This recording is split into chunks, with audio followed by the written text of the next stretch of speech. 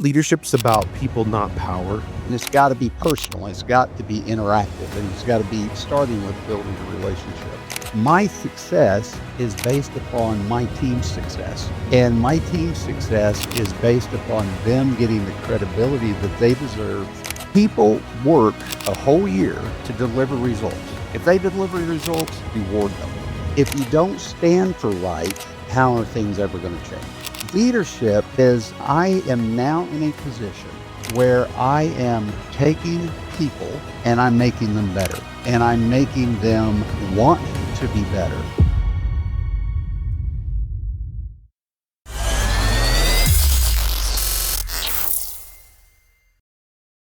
Today, we're sitting down with William Davis, a leadership titan who spent 38 years turning teams into powerhouses. From farm days with walkie-talkies to steering corporate America's toughest projects, he's seen it all.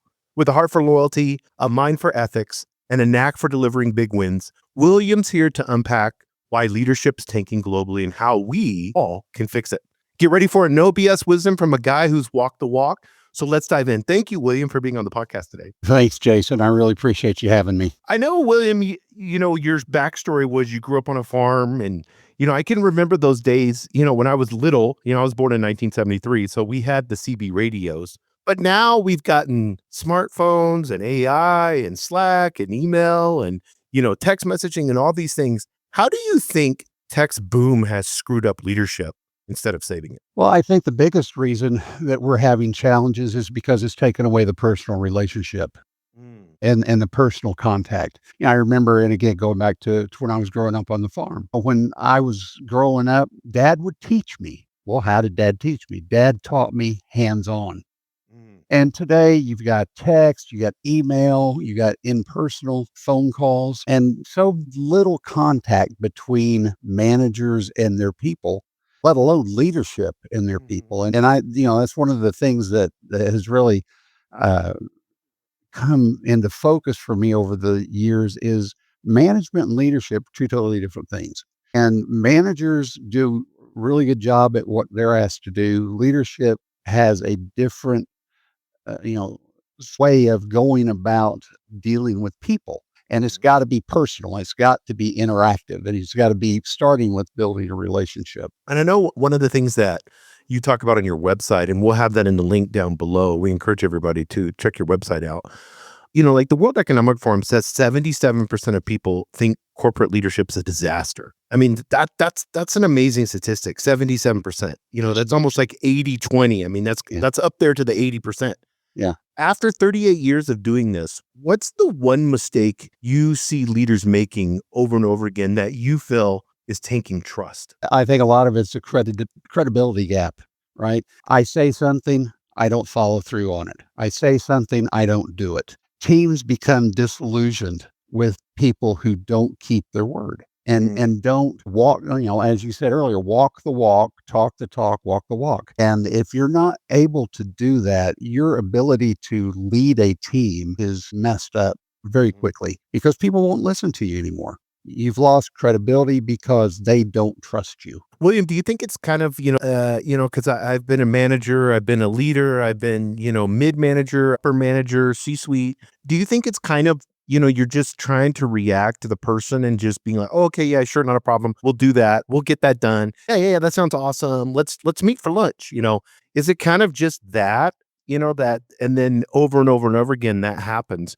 Because I'm thinking of a leader, right when you said that, William, I'm thinking of a leader that's the nicest guy, really like him, but it doesn't mean anything when he says yes. Yeah. There's a maturity factor that I think we're missing in leaders today. It's interesting when I first started this business, one of the things that my first keynote was going to be about was immaturity in leadership. And the fact that was a real struggle. And someone who was coaching me said, oh no, that'll never sell. And I said, well, it may not sell, but it's still the fact. And it's still something we have to deal with. We look at leaders from a perspective of, does that person have success? Have they delivered projects? Have they done this, done that, done it well?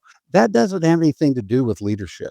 Right. That has to do with somebody being able to be a manager because they're able to tick off the things that occur that say, hey, I need to get this done. This delivers the metrics, whatever. Leadership is I am now in a position where I am taking people and I'm making them better Mm. and I'm making them want to be better, right? If you have the right leader, some of the worst jobs that you can have are still bearable, right? Where if you have a horrible leader, some of the greatest jobs can be absolutely miserable. So when we talk about leadership, it's not something that's bestowed upon you because of the title or position. It's someone who has the maturity to look beyond themselves and to am now looking out for the best interests of my team. Sometimes it may not jive with what the upper echelon of the corporation want and believe, Mm. but I believe in my folks. I'm going to back them. That they've got my backing, and we're going to do whatever we can to make them successful. No, I love that. And immature, I like that word. I think it's really important because, like in our world, in the tech world, you may get like a really good software guy and he's amazing. And so they just promote him as a leader. Or, like in, the Fortune 500 world, you'll get like a star salesperson, and they just have charisma. They've never led anything. They're kind of a lone wolf, but then next thing you know, they become a leader. And I think when you said the word immaturity, what were you thinking about? I know you just, what you just talked about, but I kind of want to get specific with the word immature. Is it just there's not skills or tasks or No, to your point, they may have all the skills in the world, but when I look at them from an immaturity perspective, it's they are not able to put their people before themselves. Yeah, that's a big I'm one. Yeah. still after what's in it for me, right? And I'll give you an example. I worked for a guy for thankfully only a year. One of the things I did with my teams is when we presented to execs or whatever, I had them present. It wasn't about me, it was Right. them.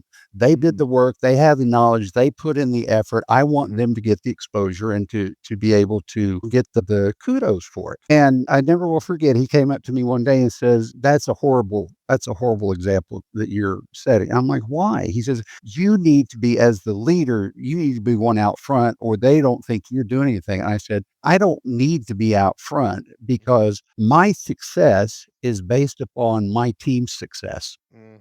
And my team's success is based upon them getting the credibility that they deserve for the work that they're doing. And it's just that mindset of, I still need to get glory. No, no. But when I'm a leader, my team needs to get the kudos for the work that they're doing. And in doing that, they understand that I am sincere in my relationship with them, my backing of them, and my desire for their success. No, no, William, I love that. You're talking about something that is I talk about all the time. And that is taking ownership. And Yes. what a lot of times, and you're 100% right on this, and I think more leaders need to understand how important this is. One time I wanted to learn this, and so I learned the hard way. I videotaped. I mean, everybody knew I had the camera out there. I had 2 cameras set up. And I videotaped me doing like a 20-minute presentation. And I'd look back at it, but one of the cameras was on, the people, because we had it like for the room, so it could go off and on. So I just watched the camera. I didn't watch the camera on me. I just watched the camera on the people I talked for 20 minutes. Oh my goodness, everybody was bored. And people they didn't have their phones with them because we were in a little conference room, but they kept like moving their hand, like twitching, for the phone, and then realizing it wasn't there, and then yawning and then that hit me so hard. And then I began to allow them to each take turns doing it, depending on, what it was. If it's marketing, here's marketing guy, he's gonna do this. And then all I did was ask questions and let the discussion happen, and I talked about 20% of the time, and they talked 80, and it totally changed everything. Yeah. And they have confidence in themselves. Mhm. They get the feeling that the work that they're doing is very serious, very genuine, and it has a relationship to them as Mhm. opposed to I'm just doing this work for somebody else and then they're going to go get the credit for it. And nobody wants that. And No. nobody should have to put up with that. Yeah, Ronald Reagan said that I have it on my desk, it's a little plaque, is that he always makes sure that he gave somebody else the credit. Yeah. Yeah. So I learned that a long time ago, and it's like, and it makes you, John Maxwell, a great leadership guru, he talked about this, is use the other person's name. Don't ever use your name. That's right. Say William Davis, he did this. This was awesome. Yeah. I love that. One of the things that you've built into teams, and I want to get into this because these are buzzwords that a lot of people talk about, but when I talk to employees, they don't have this, especially the L word, which is loyalty, and then Right. the E word, which is empathy. What is loyalty and empathy? And then how do you build that into teams? Well, the loyalty aspect is a fine line, right? Because you need to be loyal to your team, but you don't need to allow them to use that loyalty to get away with stuff, right? So my the way I look at from a leadership perspective is I build the relationship to where I'm able to have the tough conversations with them. Mm, And to me, and again, when I'm having that tough conversation with them, it's meaningful to them because they know I have their best interests at heart, right? As opposed to just saying this, and this because I'm your manager or I'm your boss. right. So when you think about empathy, and the loyalty and all that, you have to start off in building the relationship, in my opinion, of understanding they're human, right? Mhm. They have lives. They have things that occur in their life that affect them. Do Mhm. I have to know every detail regarding it? Absolutely not. And I shouldn't. But what I do need to understand is that they have challenges in their life, maybe at home, maybe with family, maybe cars breaking down, they don't have money, whatever. But I need to understand that they have situations going on in their lives that are going to affect them. Mhm. And I need to be able to be empathetic because I have the same things, right? I have the same situations that go on in my life. So that involves now being flexible. Being flexible. I think that one of the things with this whole return to office conversation that we've been going through for the last year or so is, and where corporations are missing the point is that when the pandemic hit, we made a very quick transition to have people work at home. Well, that was a disruption to people's lives, especially if they had children, because they had to make other accommodations, right? Well, now that we're asking them to go back to the office, we are making them in a reverse cycle Mhm. their life. And it's even more difficult where they have settled into a pattern with maybe children at home. And I now have them, comfortable, doing coloring books or doing creative activities or whatever while I'm working. Now I have to go back to the office. Now I got to have what? Childcare. I got to figure out what to do with the kids after school. And so we have totally disrupted a pattern that people have gotten into over the last 4 years. And whether it's right or wrong, I'm not going to say. I think it's ridiculous. I think people can work remotely at home. And I had teams for 25 years work remotely before the pandemic ever happened without any problems. Right. But what we have to do is we have to be empathetic to the fact that people are humans, they're not numbers. People are living lives outside of the office and that they have real life situations that they have to deal with. And we have to understand that sometimes it's going to affect them. And I need to be flexible in order to help them get through it. Yeah, it's amazing. People don't, I don't think, especially leaders, because I've had this conversation, and William, you're so spot on with this again. I'm in the tech world, so most of us are working from home, but we do have office, times. I'm in the office today, to speak of it. But one of the things I've seen this hybrid model be really effective. And how it got me was we were in the office, and then I had an employee come up to me and say, if I'm going to do the project, can I do it at home? Because I can put my music on, I can get my cup of coffee. And, at home, no one will distract me. Nothing will happen. I can cut everything off and I can get this project done in like 6 hours. And I'm like, you can get this done in a day? And they're like, yeah, yeah, yeah. I was like, this is like a 2 week project. They're like, no, no, no. If I can, and I was like, well, yeah, go home now. Like, Yeah. or stay home tomorrow, or whatever. And so then I started to talk to the employees, and I come to find out they were like, when we do heavy work, we prefer not to be interrupted at home. And then when we get lonely at home, so it's nice to kind of go to the office occasionally. So then we began to get like Chick-fil-A. I mean, nothing expensive, and then kind of have a lunch and kind of have like a get together and then have our team meetings. But most of the work is done at home, and it's going great and extremely productive. So I think there's a balance there that we can have. There is a balance, and I think you really hit a key point there is people do want to have some interaction with their other workers, right? Mhm. In the office every once in a while. And not everything can be about the bottom line, right? Right. Sometimes you have to be able to spend a little money to help your people, in their work. And like you said, in Chick-fil-A, I mean, it doesn't have to be, Ruth Chris or something like that, right? Just bring in, Chick-fil-A and let's sit around, let's eat, let's talk. Mhm.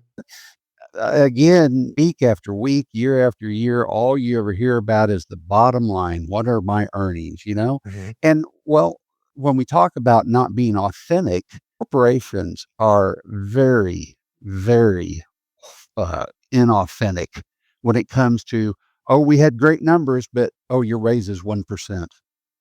We had great numbers, but your bonus is only 50%.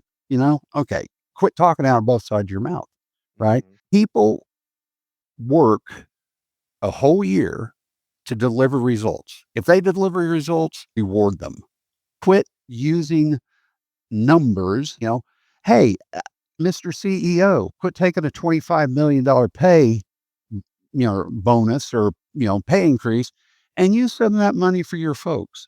What a novel concept. Exactly, yeah. We have gotten to a point where built-in excuses are just standard fare to be able to rip off our employees.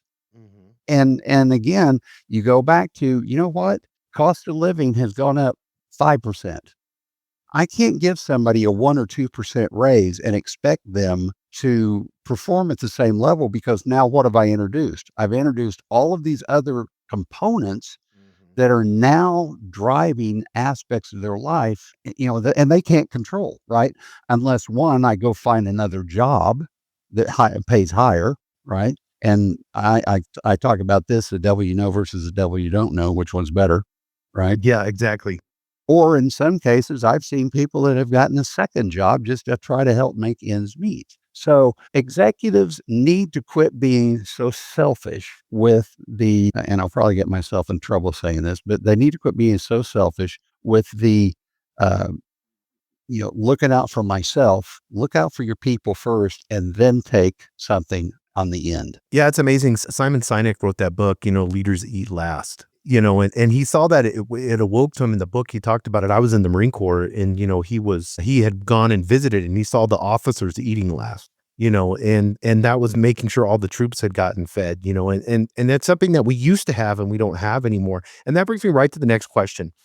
Delivering on big projects, and I know back in the day you had delivered on big projects, and there was two words that we use: grit and heart, like Yeah. grit, like hard work and having heart and doing it with heart. Now the world's, and like you had said, we're obsessed with numbers and what's the quarter earnings and what's the percentage from KPIs and metrics, and then we want this hack to do this. What is how do we get back to the grit and heart? What do you see as those two words? Well, I've always felt like people have the grit to do the hard work, to put in the extra hours when you're willing to have fun with them also, Mhm. right? So, I mean, there were a lot of times through the years where we would be out of town and we would have to stay over the weekend. And the expectation was what? Well, you're going to need to work the whole weekend. If you're going to be out there the whole weekend, work the whole weekend. Well, no. I made sure that we had fun. We did something. We went Mhm. to a ball game, we went out to a nice meal of some kind,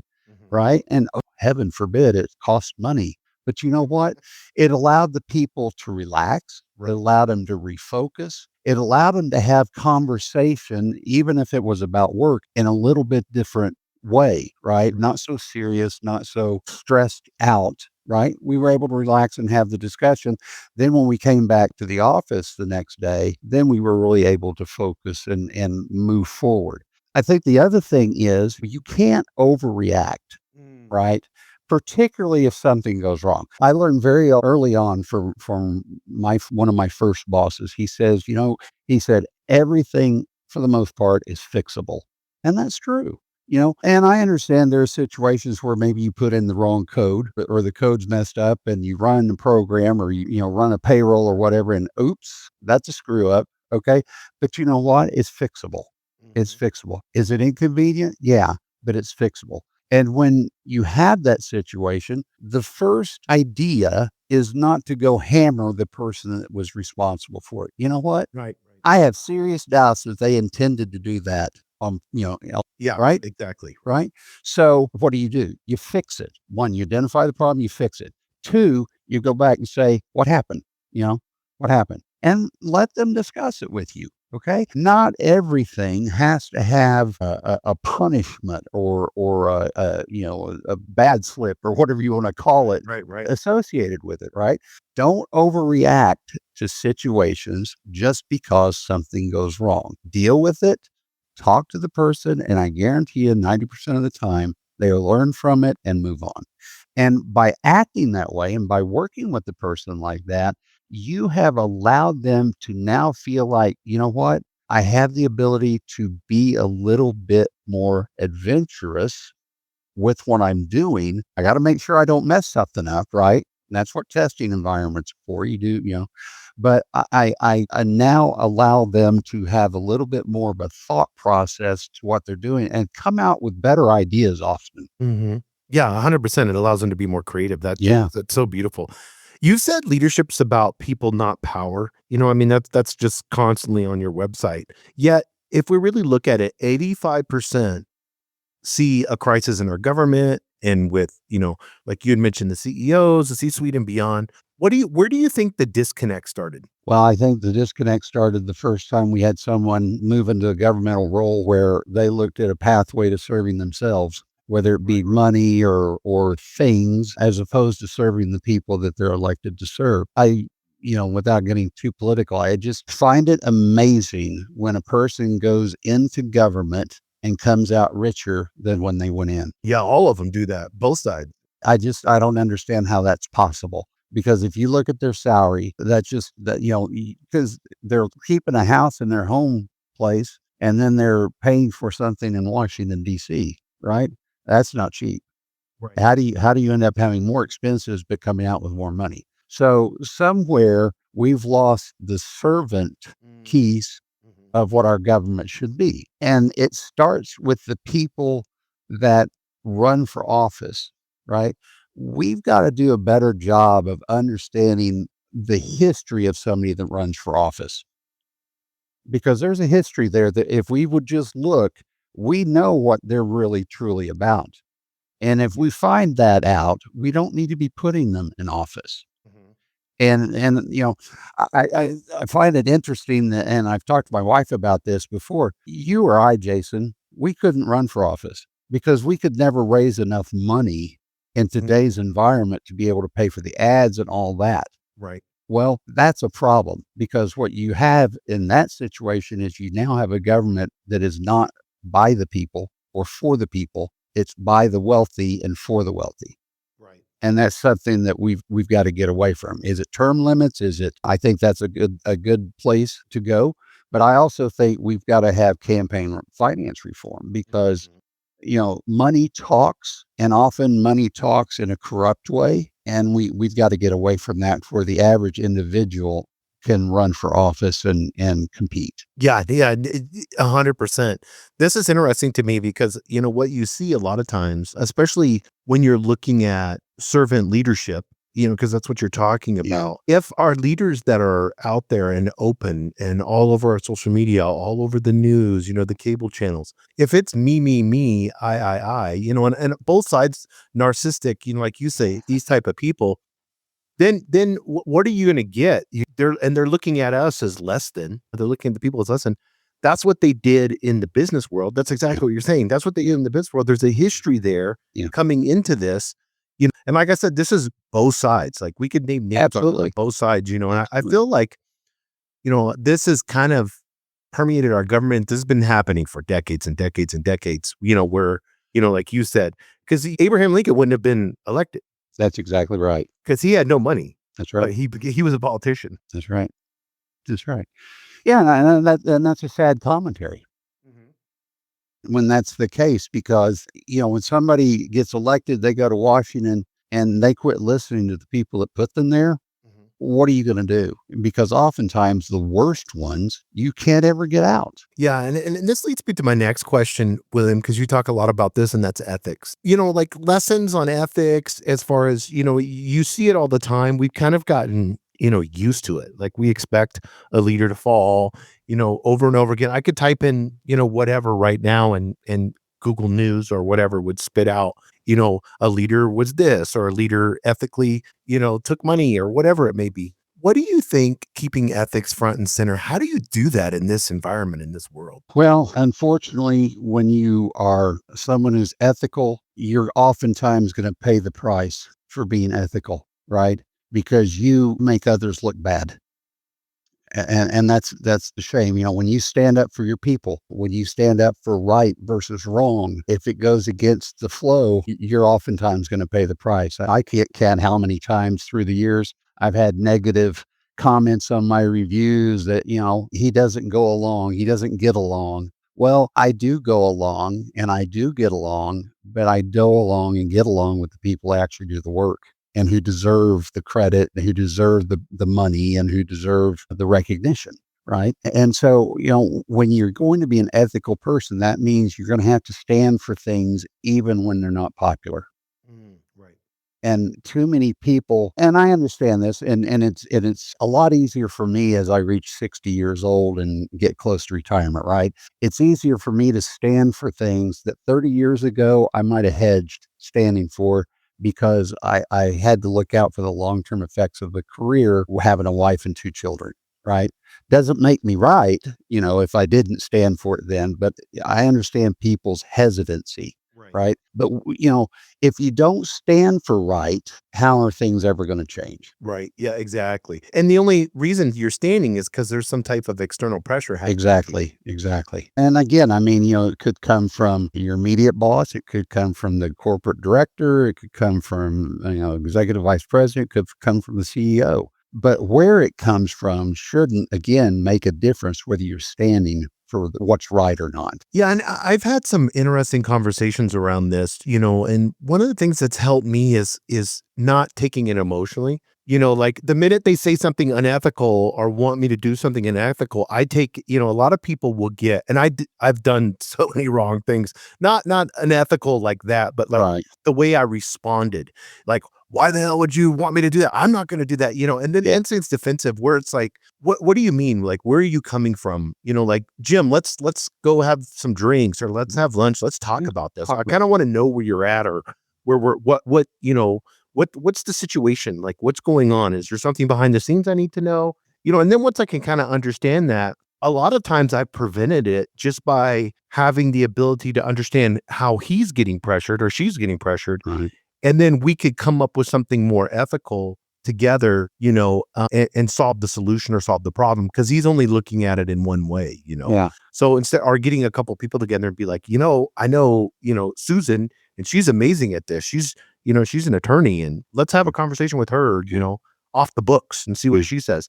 So it's so cool, because ethics is kind of a word it's old, like no Yep. one even thinks about it or Right. uses it. Do you think an ethical leader, like a servant leader that's ethical, do you think that can happen today? I do. Again, I go back to, are they willing to pay the price? Right. Right, right. It could be the fact I get suspended. It could be the fact I get fired. It could be the fact I lose my raise, don't get a bonus, don't get, stock options, whatever. Are you willing to pay the price? Mhm. And if you are, I certainly know that your people will respond to you and they will work harder for you and they will back you. Conversely, if you're not willing to stand, they also lose any respect they had for you. Yeah, and I know, like, for me, ethics is so important, and we can kinda look at the word and, philosophize it or whatever, but, something that I know servant leadership is the ethical side of that, because if you're serving and you're putting others first, there's almost like an honest transparency that happens, just by doing those actions, if that makes sense. Like, servant leadership, when you think of that, like serving the people, helping the people, making sure that they're heard. What are some of the things that leaders don't do that they need to learn when it comes to servant leadership? Wow. Again, you go back to the fact that you've got to put your people first.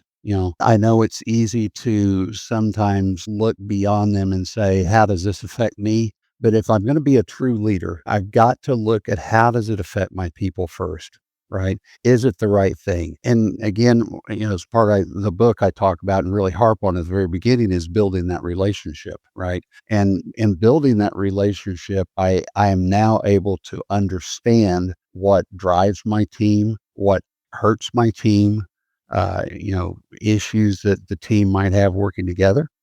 Mhm. And then as decisions are made and then trying to be integrated into the organization, I now know how to react to them based upon what's best for my team. Do I push Mhm. back? Do we incorporate it? Do we only do certain aspects of it? This is a little bit different, but I'll give you an example of a situation I had, a long time ago. I was part of an organization, and we merged with another organization, and I was brought in to lead a different team. Never had really met with these people before, other than the first time I met them. Worked with them a couple of months, and my boss came to me one day and said, "Okay, so and so, who was one of my managers, I need you to move her out of the organization." And I'm like, "Why?" And well, because she just doesn't fit the, organizational plans anymore. Well, she was an older lady. She had health issues. She'd been there forever, though. And where people thought that she was difficult to work with, I found it someone who was inquisitive, right? I Mhm. want to know why. You're Mhm. asking me to do something. Why? Mhm. Why? Well, was she being obstinate? Maybe a little bit.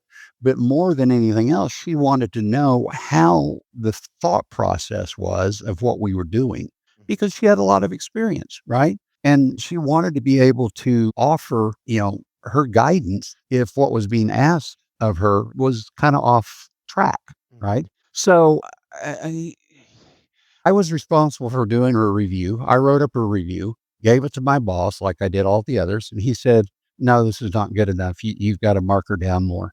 And I'm like, "No, I'm not going to mark her down more." And what I ended up doing was, because it was obvious that she wasn't going to be able to stay in my group, I went to another manager in another group and I said, "Hey, I've got somebody here. I know you have an opening. I've got somebody here. Would you take her on?" They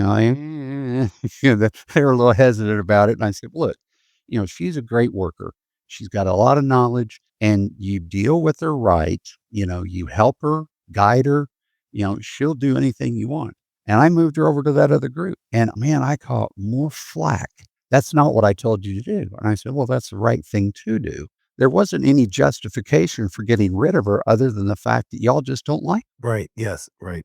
Yeah. That, and it's funny how it's easy to dehumanize somebody until you're actually sitting in front of them Yep, and exactly having a right. conversation with them. Yeah, and that's a great point because every conversation I had to have, or every conversation that had to be had with her, it had to be me. I was getting fed things of what I was told to say to her, but I was the one delivering the message. And I'm like, I'm not going to do that because what Right. you're telling me is not what I see, Mhm. not what I experience. And I'm sorry, it's just not the right way to treat somebody. No, relationships, I think, and that's what you said in the very first beginning. And just now, when I ask you that question, the first thing you said is relationships. I want people to understand millennials and Gen Z and this whole younger generation. They went to school with, and I'm not being mean to teachers, but I'm just saying with everything that's going on, disengaged on their phone all the time, texting, headphones in. They've never had a relationship. Their parents are distant, working, stressed out. Like you said, they got inflation going and everything else happening, in their lives. And so if you build a relationship with if you could build a relationship with a young person, they'll ride or die. Absolutely. The millennials have this thing about being lazy. It's not true. No. 'Cause I have millennials that work super hard, and it's the whole thing. It's like it's that whole idea of, like you said, the relationship, because if you don't have a relationship, they can just text you and go to another job and, send you an email. But I think a relationship, and we don't like to use the L word, love, but there's a form of family and love that happens, and if you truly put that out there and, like, love your people, like, actually love them, see them, as you said earlier, human, you're in the 1% of leaders. Just that alone. That's right. That's right. The phileo love. Yeah. Right. Yeah, Yeah. brotherly love, Yeah. yeah. Yeah, and I think to your point, we have really done our kids a disservice in the last 25 years or so, where we have turned them over to electronics. Where Yes. as great as electronics have been in our world, they have ruined the parental child bond. Mhm. Because I mean, how many times do you go out to dinner and parents are sitting there and the kids are on their phone or on their computer or on something and there's no interaction at all, Right. right? One of the things that when we talk about all this, you track it back to family, right? because what you said, Jason, is just an absolute magnificent point. They don't know how to build a relationship Right. because they've never been exposed to it, right? As a kid, whenever we went on family vacations, we all went, right? Right. So when my wife and I got married, where couples our age that had kids would go off on vacations on their own, we always went with our kids. Why? Because I wanted that time with my kids. I traveled all the time. Uh, and my wife was with the kids all the time, but I wanted that bond with both her and both and with everything we did, Mhm. we did together. And even today, my daughter's 34, my son's 30, they have memories of where we went and what we did even, long time ago. And they have such great interaction with people in their jobs and in their personal life with their spouses. And I look at a lot of kids that don't have that, and you trace it back to the home that they grew up in. Mhm. Not blaming the parents. I'm just saying, if we knew then what we know now, I think parents would have done a lot of things differently with their children and electronics. Yeah, and we see technology at an all-time high and leadership at an Yeah. all-time low. Yeah. So, I mean, that's to your point. I mean, that's one of the things. William, it's been awesome. I appreciate this. The book is out, How to Lead Without Just Managing. Can you tell a little bit about your website and your LinkedIn and your book? It's the first in the Leadership Blueprint series, and it's going to deal specifically all about leadership. The first book is kind of an overview. How do I move from a manager to a leader? And it gives Okay, that was your first book. that's Oh, okay, first that book. makes sense. Yeah. The next book that I'm working on and hope to have done by the end of next week speaks specifically about relationship building. How do you build relationships? It's not a one size fit all. It's not one answer for everybody. Just if you got a second, I can just give you an example. Yeah, yeah, no, go ahead. Yes. As I have built relationships through the years, I've done it various ways. A lot of people don't want to come in the office and just sit down. They don't want to come in a boardroom and sit down, right? So, I'll take people, new folks reporting to me, and we'll go golf. I don't golf Mhm, now like I did back then, but we would go golf, right? mhm, Or I had some people that said, "Hey, can we have a great campus here? Can we just go around and take a walk and just talk?" mhm. Absolutely. Whatever it took to get them comfortable with being open with me, Yeah. having an open dialogue with me, right? It was funny. One of the banks we bought, I went into there with the HR group for the bank that we had acquired, and there was a lady there, bless her heart. She's still a great friend of mine today. But the first day, I called her by the wrong name all day. And she was a saint. She never said a word other than once in a while she'd say, "It's," and then she'd say her right name. And so we all went out to dinner that night, and, I was buying, but I got an appetizer, and, I got it and I scooted it to the center of the table, and there was about 4 of them. They started looking at each other and looked at me, and they said, "Can we share that?" I said, "Absolutely, I got it for everybody." And the next day, the relationship we had was because I had shared with them. I had thought enough of them to Mhm, just that, right? And so you have to be genuine, mhm, you have to be sincere, and you have to be in tune to people, mhm. right? And that's you don't just get that. And this goes back to the maturity that we were talking about earlier. I have to be able to put others ahead of myself to be able Right. to do that. And if I can't do that, if I'm always looking out for myself, what my best interests are, then I'm never going to be the leader that is needed to correct Mhm. the problems that we have in the world today. So that's the second book, and then I'm going to talk about empathy and listening and so forth. I'm sure by the time I get to book 5, people are going to be sick of hearing from me. So, but like I said, I've left corporate America and I've just started this business, trying to get in the keynote speaking world and doing workshops. I've got a workshop coming up at the end of May for an organization that a lot of high school and college people are a part of, Future Business Leaders of America. Mhm. I was very involved in them in high school and college, and I thought they did an absolutely fabulous job talking to people, my kids, about leadership. Mhm. And so I want to give back And so that's really where I'm at, trying to establish myself in the world. There's a lot of people that speak on leadership, Mhm. and so to break into that world is a pretty difficult job. Yeah, but you got the right message, so that's the perfect part. Like William, what's your website and your LinkedIn? it's williamcdavis.net is the Mhm. website, and LinkedIn you can find me at William C. Davis. Perfect. Well, thank you, William. Appreciate it. Thank you for being on the podcast today. Jason, you did a great job. I really appreciate everything that you talked about. It was really fun. Thank you.